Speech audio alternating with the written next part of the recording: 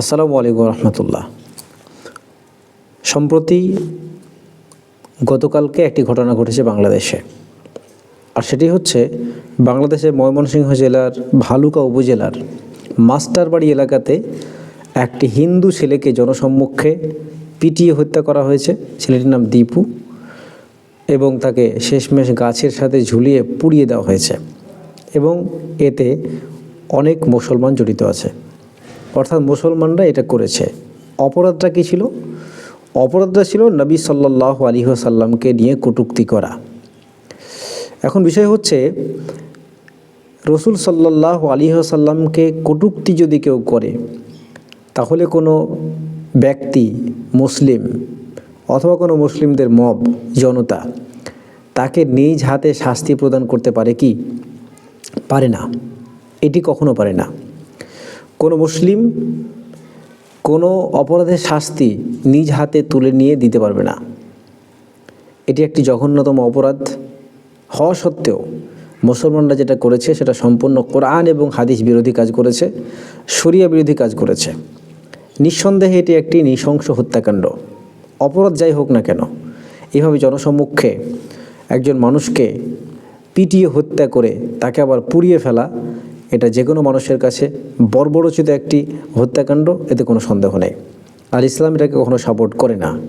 তাহলে যারা করলো তারা কেন করলো? তারা আবেগের বশে করেছে, রাগ সামলাতে না পেরে করেছে। দিন দিন যেভাবে মুসলিমদের উপরে বুলডোজার চলছে বিভিন্ন কথা, বিভিন্ন মাধ্যমে, তারপর নবী সাল্লাল্লাহু আলাইহি ওয়াসাল্লামকে নিয়ে যেভাবে কটূক্তি বেড়েছে, মুসলিমরা হয়তো এটা সহ্য করতে না পেরে করেছে। কিন্তু এটা কখনো শরীয়ত সম্মত নয়। এটা সম্পূর্ণ শরীয়ত বিরোধী অন্যায় কাজ করেছে। এটা করা যাবে না। চলুন আজকে আমরা জানার চেষ্টা করব একজন মুসলিম সেটা কেন করতে পারবে না। একজন মুসলিম বা একটা মুসলিমের দল কোনো ব্যক্তিকে শাস্তি প্রদান করতে পারে না। প্রথমে বলে রাখি, আল্লাহ তাআলা বলছে, ইন্নাল্লাযীনা ইউযুনাল্লাহা ওয়া রাসূলাহু লা'নাহুমুল্লাহু ফিদ দুনিয়া ওয়াল আখিরাহ। যে ব্যক্তি আল্লাহ এবং তার রসুলকে কষ্ট দেয়, সেই ব্যক্তির উপরে আল্লাহ তাআলার অভিশাপ, লানত রয়েছে দুনিয়া এবং আখিরাতে। তো এই আয়াত থেকে, সূরা আহজাবের আয়াত নম্বর 57, আয়াত থেকে স্পষ্ট হচ্ছে যে অপরাধটা অবশ্যই জঘন্যতম অপরাধ, কিন্তু এই অপরাধের শাস্তি মৃত্যুদণ্ড। এই মৃত্যুদণ্ড সাধারণ কোনো মুসলমান দিতে পারবে না। সাধারণ কোনো মুসলমান দিতে পারবে না তো পারবেই না, এটা কোনো মুসলিমদের কোনো একটি দলও পারবে না। অবশ্যই এটা কে তাহলে শাস্তি প্রদান করবে? এই শাস্তিটা প্রদান করবে সম্পূর্ণ সরকার শাস্তি প্রদান করতে পারবে, এছাড়া অন্য কেউ শাস্তি প্রদান করতে পারবে না। এ বিষয়ে আল্লাহ তাআলা বলছে কি, ওয়ালা তাকতুলু নাফসাল্লাতী হাররামাল্লাহু ইল্লা বিল হক।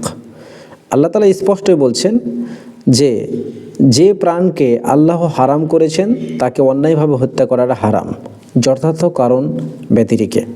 অর্থাৎ যথার্থ কারণ, ইল্লা বিল হক, যথার্থ কারণ যদি থাকে তাহলে তাকে হত্যা করা যায়। কিন্তু যথার্থ কারণ যদি থাকে তাহলে তাকে হত্যা করবে কে? আপনি, আমি, সাধারণ জনতা? না, সাধারণ কোনো জনতা এটা হত্যা করতে পারবে না বা আইন হাতে তুলে নিতে পারবে না। কারণ এর দ্বারা কি হয়? সমাজ অশান্ত হয়, সমাজ ধ্বংস হয়, মানুষে কামড়াকামড়ি শুরু হয়, মানুষে মারামারি হয়, মানবতা ধ্বংস হয়। এই বিষয়ে ওমর রাদিয়াল্লাহু তাআলা আনহু স্পষ্ট বলেছেন, যদি কোনো মানুষ শাসন নিয়ে নেয়, যদি কোনো মানুষ নিজের হাতে আইন তুলে নেয়, আর শাসন পরিকাঠামোটা যদি না থাকে, তাহলে কি হতে পারে? একটি হাদিস আপনি পাবেন মুসান্নাফ ইবনে আবি শাইবার মধ্যে, হাদিস নম্বর 37045, খণ্ড 9, পৃষ্ঠা নম্বর 298। এছাড়াও পাবেন তারিখুল মাদিনা, খণ্ড 2, পৃষ্ঠা নম্বর 663-তে স্পষ্ট বলা হচ্ছে, লাউলাল কদাউ লা আকালান নাসু বা'দুহুম বা'দা। হযরত ওমর রাদিয়াল্লাহু তাআলা আনহু বলছেন, যদি শাসন ব্যবস্থা না থাকতো তাহলে মানুষকে খেয়ে ফেলতো। এই যে বিষয়টা বললেন, আজকে যে ঘটনাটা ঘটলো, একজন মানুষকে নৃশংসভাবে পিটিয়ে হত্যা করা এবং তাকে পুড়িয়ে ফেলা, এর চেয়ে নৃশংসতা আমি দুই চোখে দেখিনি। মানুষকে পুড়িয়ে ফেলার ঘটনা ইন্ডিয়াতে ঘটেছে, হিন্দুরা করেছে ওটা।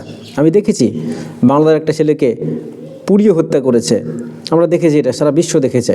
সেটাও নিন্দনীয় অপরাধ, অনেক বড় জঘন্যতম অপরাধ। ভারতবর্ষের মধ্যে প্রতিনিয়ত, প্রতি ক্ষণে ঘন্টায় আজকে মুসলিমদেরকে পেটানো হচ্ছে, এটা অনেক বড় অন্যায়। কিন্তু এটা নিয়ে সেই তথাকথিত সাধু সন্ন্যাসীরা কিছু বলছে না, বরং তাদের এটা মিশন বলছে। এই তো তাদের ধর্ম। আমি বলতে চাইছি, আপনারা তো ইসলাম ফলো করেন, ইসলাম ফলো করলে কি আপনি ইচ্ছা মতো চালাতে পারবেন কাজ? শাস্তি প্রদান করতে পারবেন? আল্লাহ তাআলা বলছেন, ওয়ালা তাকতুলু নাফসাল্লাতী হারামাল্লাহু ইল্লা বিল হক। আল্লাহ যাকে হারাম করেছে তাকে অন্যায়ভাবে হত্যা করা যাবে না উপযুক্ত কারণ ছাড়া। এখন উপযুক্ত কারণ যদি থাকে তাহলে তাকে হত্যা করতে পারবে কারা? চলেন জানার চেষ্টা করি। এই বিষয়ে তাফসীর ইবনে কাসিরের মধ্যে স্পষ্ট বলা হচ্ছে। সূরা ইসরা আয়াত নম্বর 33-এর ব্যাখ্যাতে তাফসীর ইবনে কাসির বলছেন, আইয়ু জাআলনা লাহু সুলতানান শারঈয়ান ইয়াতলুবু বিহিল কিসাস।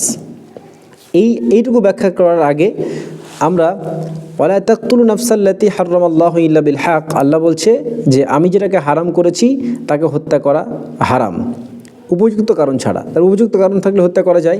তো কাদেরকে সেই উপযুক্ত কারণটার জন্য কাদেরকে পারমিশন দিয়েছে? ওয়ামান কুতিলা মাজলুমান ফাকাদ জাআলনা লিওয়ালিহি সুলতানান। কেহ অন্যায়ভাবে যদি নিহত হয়ে যায় বা কাউকে যদি হত্যা করা হয় তাহলে তার উত্তরাধিকারীকে আমি প্রতিশোধ গ্রহণের অনুমতি দিয়েছি।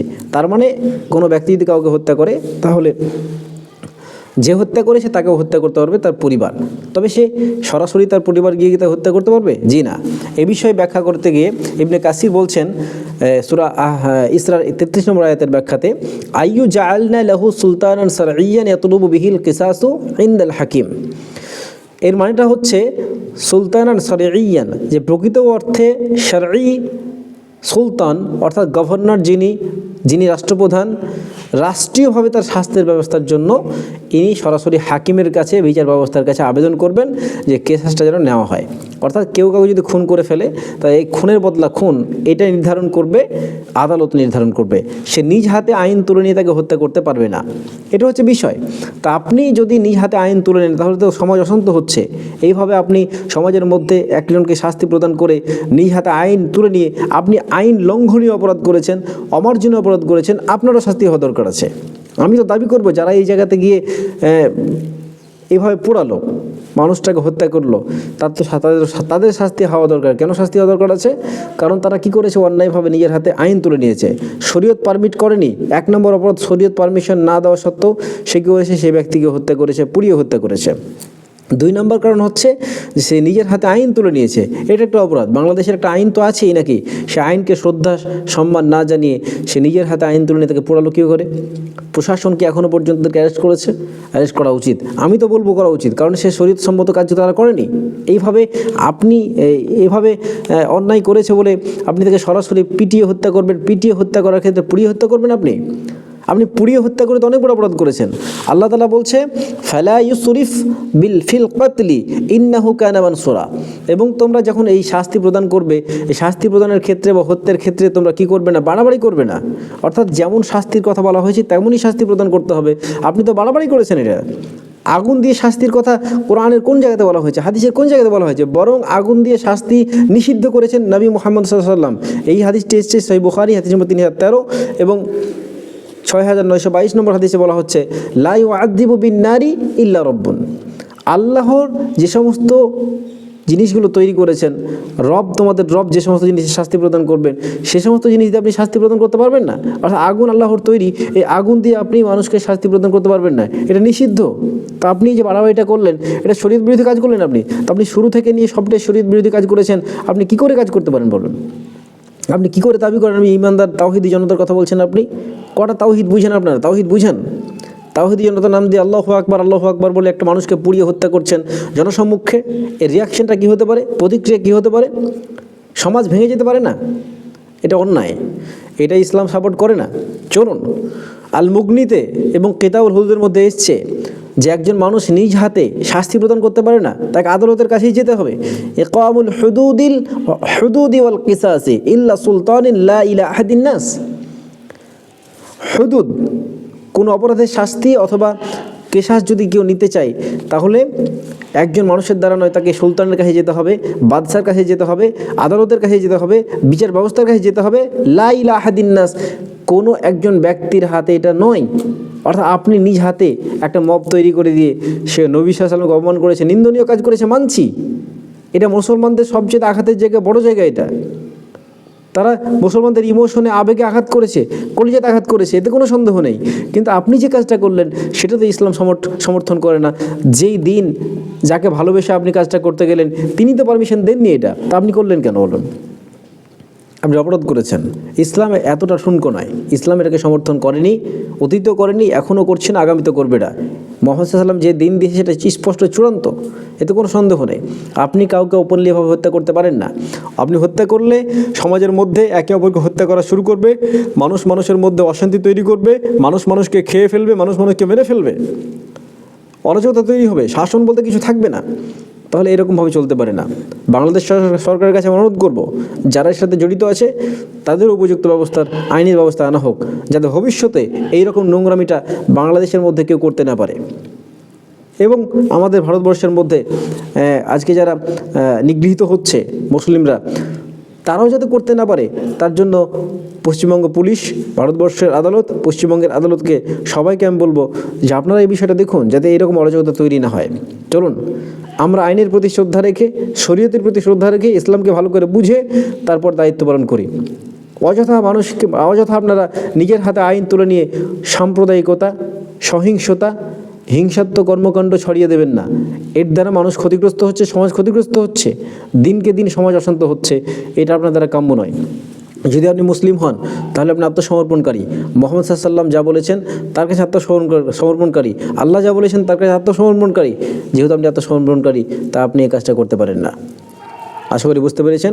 শেষ কথা বলছি, আইন হাতে তুলে নেওয়াটা অন্যায়, এটা হারাম, আপনি তুলে নিতে পারবেন না। 2, শরীয়তের কোনো হদ আপনি জারি করতে পারবেন না, প্রদান করতে পারবেন না। এটা শরীয়তের হদ শাসক দেবে, আপনি না।